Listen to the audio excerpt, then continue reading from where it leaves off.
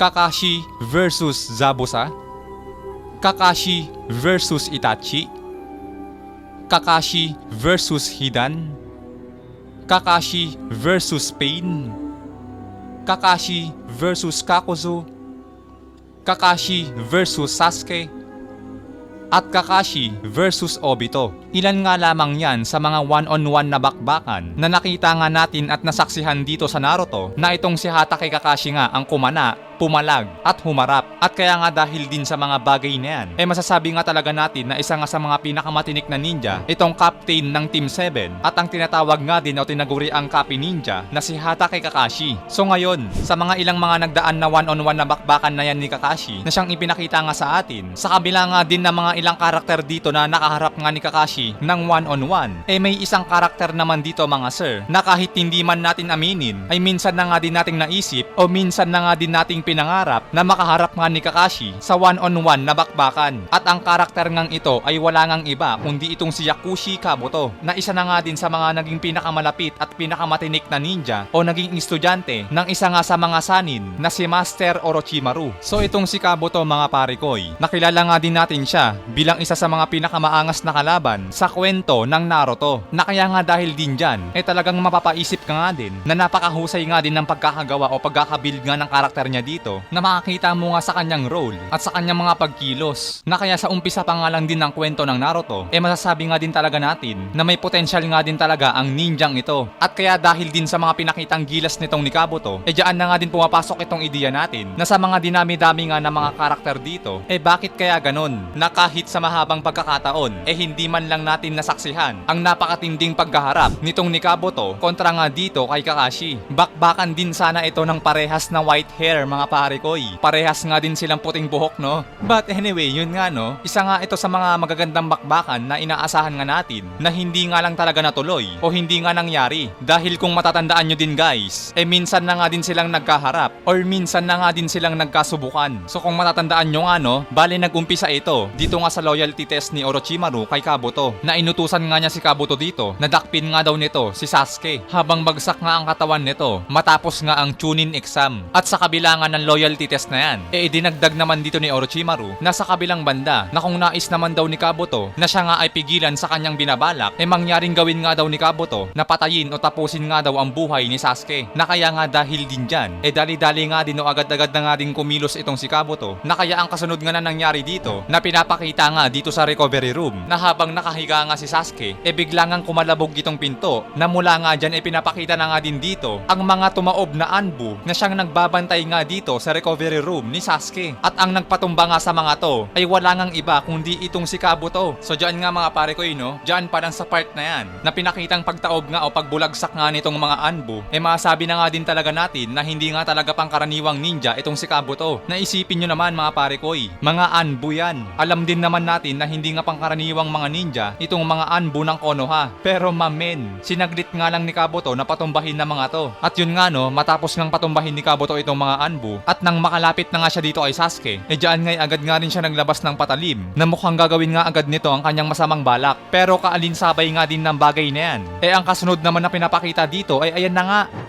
Bigla ngang dumating dito itong si Kakashi na nasa likuran na nga nitong ni Kabuto at nagawa nga nitong masalo yung patalim ni Kabuto na pinang-atake nga sa kanya. Na kaya nga dahil dyan, sinabi nga dito ni Kabuto na tanging si Kakashi nga lang daw ang makakagawa nito na mapigilan ang kanyang atake mula nga daw sa kanyang blind spot. Na sinabi naman sa kanya dito ni Kakashi na hindi nga daw ordinaryong ninja itong si Kabuto dahil nangyaring nagawa nga din daw ni Kabuto na makalikha ng atake nang maramdaman nga daw agad nito ang kanyang presensya. Kahanga-hanga nga daw ang ginawa nitong ni Kabuto, na siyang isinagot naman sa kanya dito ni Kabuto na hindi naman daw siya ganun kagaling. Na kaya dyan na nga din tinanong nitong ni Kakashi na ano nga ba daw ang kailangan nitong ni Kabuto kay Sasuke. Pero hindi bali na nga daw dahil mangyaring kinakailangan nga din daw ni Kakashi na hulihin at dakpin itong si Kabuto. Pero sinabi naman sa kanya dito ni Kabuto na ayun nga lang daw na kung kaya nga ba daw itong gawin ni Kakashi sa kanya. Na sinabi naman ni Kakashi na gusto nga ba daw nitong ni Kabuto na subukan siya. Pero kahit gayon pa man, naisip-isip at sinabi pa nga nitong ni Kakashi Kakashi na nagawa pa nga din daw kasi ni Kabuto na patumbahin yung mga Anbu Black Ops na siyang itinalaga na magbabantay nga dito sa recovery room ni Sasuke. Pinatumba nga lang daw ito ni Kabuto nang walang kahirap-hirap at kaya nga dahil dyan, dito nga sinabi sa kanya ni Kabuto na sa susunod nga daw, mangyaring gawin nga daw ni Kakashi na maglagay na nga daw ito ng kahit at least na 10 gwardya. So yun nga mamen no, napakaangas. Mataas nga ang kumpiyansa ni Kabuto dito na binasic nga lang talaga niya yung mga Anbu Black Ops na siyang pinili nga din ni Kakashi na magbabantay kay Sasuke. But anyway guys, yun nga no, sa pagpapatuloy panganan, nagkaroon nga sila dyan ng maraming sagutan o mahabang conversation at hindi nga rin kalaunan dahil nga ayaw talaga sagutin ni Kabuto yung mga tanong sa kanya ni Kakashi. Kaalinsabay naman yan. Dito nga nangyaring tinutukan na nga ni Kakashi ng kunay si Kabuto na kaya mangyaring pumorma na nga din itong si Kabuto at nilabas na nga rin na kanyang patalim. Ngunit subalit datapwat, ang patalim na inilabas at ginamit nga nitong ni Kabuto ay nangyaring itinutok nga niya dito kay Sasuke na nakahiga na kaya nga dahil dyan ay naalarma na nga itong si Kakashi at mula nga dyan sa kanyang kinatatayuan at nang sasaksakin na nga ni Kabuto itong si Sasuke bigla na nga kumilos itong mga paa ni Kakashi at nangyaring nakalapit nga agad siya dito na siyang naging dahil upang mapigilan nga niya ang gagawin nga sana ni Kabuto kay Sasuke. Bang! Ngunit subalit datapwat nangyari nga din na nakapagpalit nga agad si Kabuto para nga sa isang clone na ginamit nga niya na katawan ng Anbu pero bago pa nga makalayo ito sumalubong naman sa kanya itong isang Kakashi na nakapwesto na nga agad dito sa pintuan na kaya mangyaring itong clone nga na ginamit ni Kabuto na pinaglipatan niya dito sa katawan ng Anbu naipit na nga dito sa dalawang Kakashi pero sa hindi nga din inaasahan mangyaring nagawa nga ulit nitong ni Kabuto na makalipat ng katawan dito nga din sa isang Anbu na nakabulagta na nangyaring dumilat nga ang mga mata nito at bahagyang nakatayo at nakapaghagis o nakapagbato ng 4 na shuriken na siyang dahil upang mag-crack nga ang mga salamin na to na para mabilis nga itong mabasag at magawa nga agad niyang makatalon sa labas at habang bumabagsak nga siya pagkasilip nga ni Kakashi dito itong Anbu nga na tumalon ay pagtanggal ng mask ay siyang si Kabuto na nga. So ayan nga guys yung mga ilang pangyayari or yung maiksing eksena na pinakita dito kay Kabuto at Kakashi which is masasabi nga din natin sa mga eksenang to na sa pagkakataong yan hindi man nagkaroon dito ng matinding bakbakan kahit papano masabi na nga din natin na sa pinakitang gilas nga nitong ni Kabuto siguro kung bibigyan nga ng pagkakataon ng may akda na magkaharap nga sila muli dyan nga din sa antas na yan o sa ganyang level nila guys magandang bakbakan nga ito dahil nga bagamat na mas lamang pa nga sa kanya si Kakashi pero yung tactics nga yung diskarte o yung talino nga ni Kabuto o yung kung papaano nga niya ma-outsmart yung kalaban niya napakahusay na nga agad na kaya ito nga din yung magdadala sa kanya para nga mangyaring makarating pa nga siya sa mataas na antas ng pagiging ninja. Likewise na nga din sa nangyari sa kanya na nagawa nga niyang higitan ng kanyang master na si Orochimaru. Pero yun nga no, balik nga dito sa eksenang to, dyan nga din sa kanilang level. Pati na nga din itong mismong si Kakashi na nga rin mga parekoy ang umamin at nagsabi na nakakamangha nga daw talaga yung ginawa ni Kabuto na ilang beses nga siyang naisahan o nautakan nito at hindi nga lang daw sa utak kundi dahil pa nga daw sa mga teknik nito o sa mga jutsu nga daw ni Kabuto na kaya o nagagawa nga daw nitong gawin na gumamit nga daw si Kabuto ng teknik na tinatawag na Shikun no Jutsu or ang The Art of Dead Souls. Ito nga yung teknik o jutsu na ginawa ni Kabuto kanina na nagsibangon nga yung mga pinatay niyang Anbu na siyang pinandin lang niya at pinagpalit-palit niya sa kanyang katauhan. Anyway mga pare ko yung teknik kasing yan